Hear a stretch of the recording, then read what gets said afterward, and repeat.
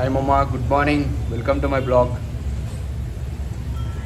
ఇప్పుడే జిమ్కి వచ్చిన మామ. ఏం మామ, అందరు ఎలా ఉన్నారు? అందరు బాగున్నారని కోరుకుంటున్నాను. ఇవాళ వామప్ స్టార్ట్ చేస్తున్నామమ్మ. వామప్ తెలుసు కదా, ఈ జిమ్ స్టార్ట్ చేసినా మనం వామప్ చేయకుండా జిమ్ అస్సలు చేయొద్దు. ఎందుకంటే మనకు మజిల్స్ పట్టుకుంటాయి, పెయిన్స్, మళ్ళీ ఇవన్నీ మళ్ళీ ఒక 10 days దాకా గ్యాప్ వస్తుంది. ఇక తెలుసు కదా పట్టుకుంటే ఎట్లా ఉంటుందో. ఏ పని చేయలేం, పని చేద్దామన్నా కూడా చెయ్యి లేవదు, ఏం లేవదు, ఇంకా అట్లనే అయిపోతూ ఉంటుంది. సో వామప్ అనేది కంపల్సరీ.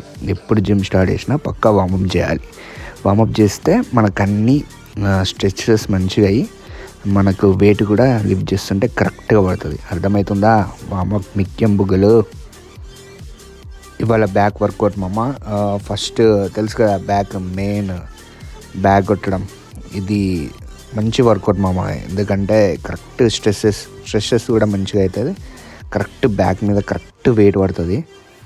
ఎప్పుడైనా ఒకవేళ మీకు రాలేదనుకో ఇనిషియల్ స్టేజెస్లో, దాన్ని పట్టుకొని ఇట్లా కొద్దిసేపు ఉండండి, సరిపోతుంది. ఏలాడ పడతారు అంటారు కదా, అట్లా ఏలాడ పడినా చాలు.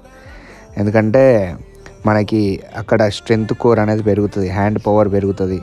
సో పక్కా చేయండి. నెక్స్ట్ డెడ్ లిఫ్ట్ మీకు తెలుసు కదా, ఇది ఎంత తక్కువ వెయిట్తో చేస్తే అంత మనం సేఫ్ సైడ్ ఉంటాం. ఇది నువ్వు స్టార్టింగ్ ఎక్కువ లేవడినావు అనుకో, కథం వెనుక నరుము కిరిగి ఏ హాస్పిటల్లో పడతావు. సో మనకు తక్కువ వెయిట్ తోటి నేను 15 చేస్తున్నా. ఎందుకంటే నేను ఆల్రెడీ ఒక 3 years అయింది చేయబట్టి. కానీ 3 years అయింది చేయబట్టి కానీ బాడీ లేదు, ఏం లేదని అనుకున్నారు. ఏంది మామ, నేను డైట్ కరెక్ట్ ఫాలో అవుతలేను మామ. ఇక మనకు తెలుసుగా, ఇక తినుడే, ఏది పడుతుంది తినుడే. అందుకే అట్లా ఉన్నది బాడీ. తక్కువ అనుకోకండి. ఇక చూడండి, ఇక డెడ్ లిఫ్ట్ తెలుసు కదా, ఎంత తక్కువ వెయిట్తో చేస్తే అంత బెటర్గా మనకు వెయిట్ అనేది కరెక్ట్గా పడుతుంది బ్యాక్ పైన. సో స్లోగా స్టడీగా చేస్తే ఇంకా చాలా బెటర్ రిజల్ట్స్ ఉంటాయి. ఇప్పుడు మనం ఎక్కువ వర్క్ చేస్తాం, బ్యాక్ కూర్చొని వర్క్ చేసినప్పుడు మనకు బ్యాక్ పెయిన్ వస్తూ ఉంటుంది. అది మంచిగా రిలీఫ్ చేస్తుంది మనం ఇది చేస్తే, డెడ్ లిఫ్ట్ చేస్తే. ఇంకా చూడు ఇక్కడ నేను అట్లా లేదో ఫోజులు అట్లా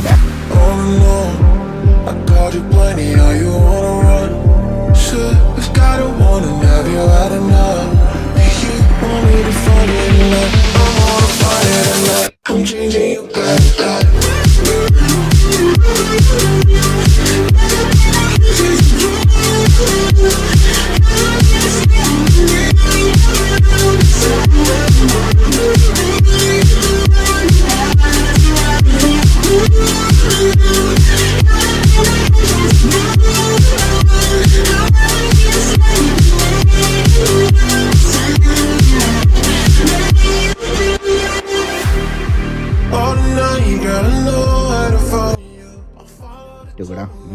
నెక్స్ట్ వచ్చేసి మన వేరియేషన్ కింద కేబుల్.